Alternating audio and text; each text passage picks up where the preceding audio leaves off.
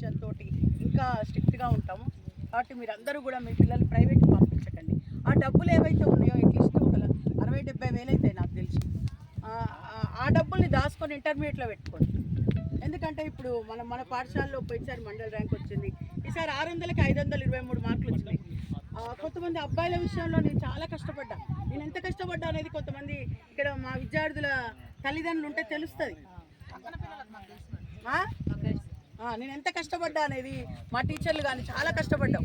ఎందుకంటే వాళ్ళు బడికి రాలేదు, నోట్స్ రాయలేదు, మేము వాళ్ళ ఇంటికి వెళ్ళినాం.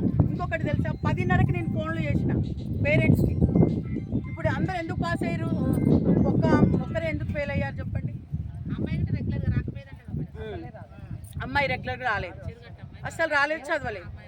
మరి మేము కానీ మా టీచర్లు కానీ ఏం చేసినామంటే రోజు 10-10:30కి ఫోన్ చేసి మళ్ళీ మార్నింగ్ 5 గంటలకు లేపేది. అంటే విద్యార్థులను చదువుకోవాలని. కాబట్టి మేము కష్టపడతాం. మీరు మమ్మల్ని నమ్మి మా బడికి పంపండి, డబ్బులు వేస్ట్ చేసుకోకండి. ఇంకా మీకు ఏం కావాలో మమ్మల్ని అడగండి. మీ పిల్లగాడికి చదువు రాకపోతే మేము చెప్తాం.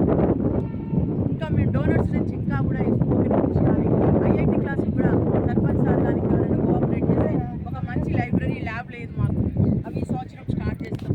ఇంకా మేము గ్రామంలో ఉన్న యువత కృషి చేస్తే ఇంకా కొంచెం నాకేంటంటే పిల్లలకి ఐఐటి ఫౌండేషన్ ఇవ్వాలని ఉంది. Spoken English IIT foundation, private పాఠశాలలో ఏముంటుందంటే ఐఐటి ఫౌండేషన్ అని ఉంటుంది.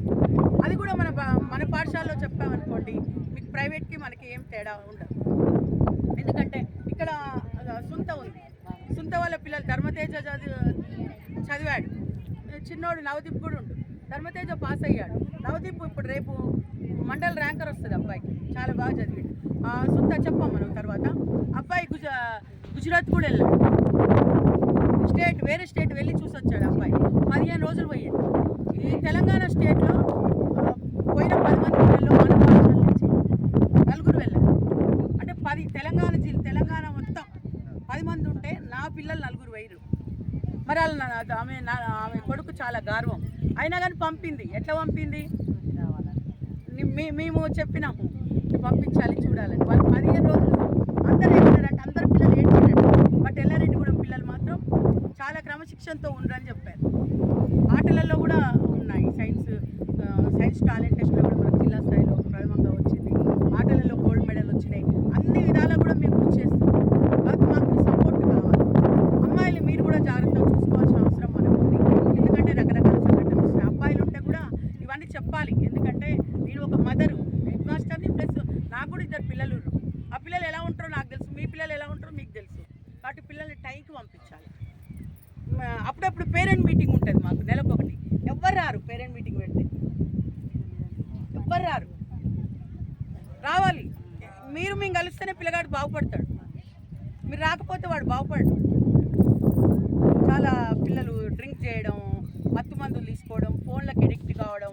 అమ్మాయిలు కూడా చిన్న పిల్లలు 8 ఏమంటారు మైనర్ పిల్లలు ఫోన్లో స్టేట్ అవేమో చూసుకొని, ఇన్స్టాగ్రాములు చూసుకొని వాటితో ఫ్రెండ్షిప్ బాయ్ అని పెట్టుకొని వాళ్ళవు నువ్వు లవ్వు అని 2 సంఘటనలు జరుగుతున్నాయి. కాబట్టి మీరు గమనించుకోవాలి ఒక తల్లిగా ఏం చేస్తుందనేది.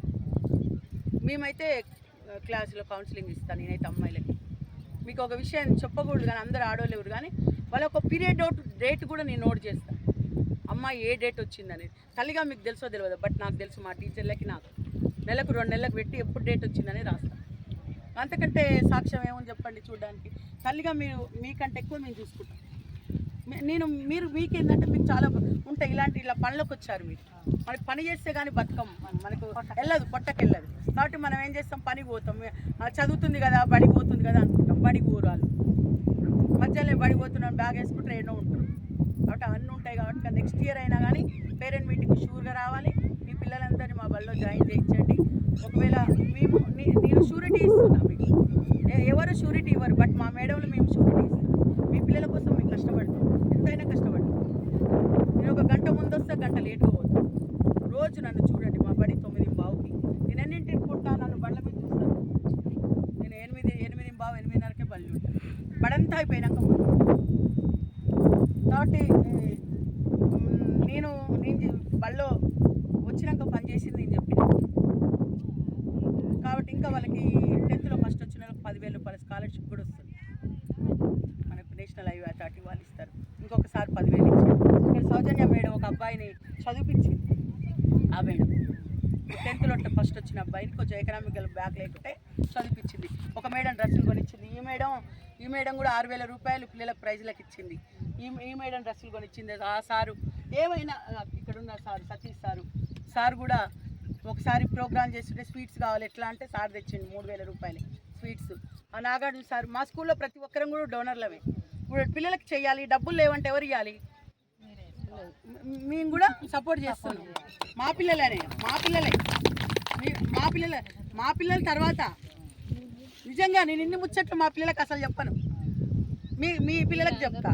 ఎందుకంటే మేము చల్లగా ఉన్నాం, బ్రతుకుతున్నాం, తింటున్నాం. ఈ నోట్ల కడుపు నిండా నేను తింటున్నామ్మా అంటే ఎవరి అంటే నాకు జాబ్ చేయబట్టుకనే. కాబట్టి మీరందరూ కూడా ఇవన్నీ గుర్తుపెట్టుకొని మా బడికి పంపించాలి. మీరు కూడా మగ పిల్లల విషయంలో కూడా చాలా జాగ్రత్తగా ఉండండి. ఎందుకంటే మొన్ననే ఒక సంఘటన జరిగింది, యాక్సిడెంట్ అయి చనిపోయింది తల్లి.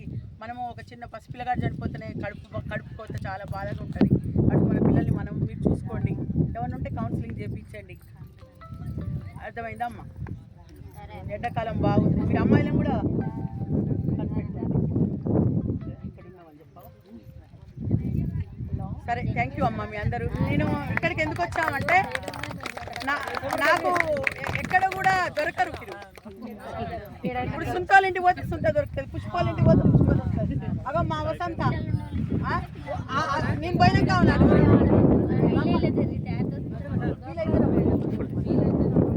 నిర్మల నేను మళ్ళీ ఒకసారి కలుస్తాలే అమ్మా.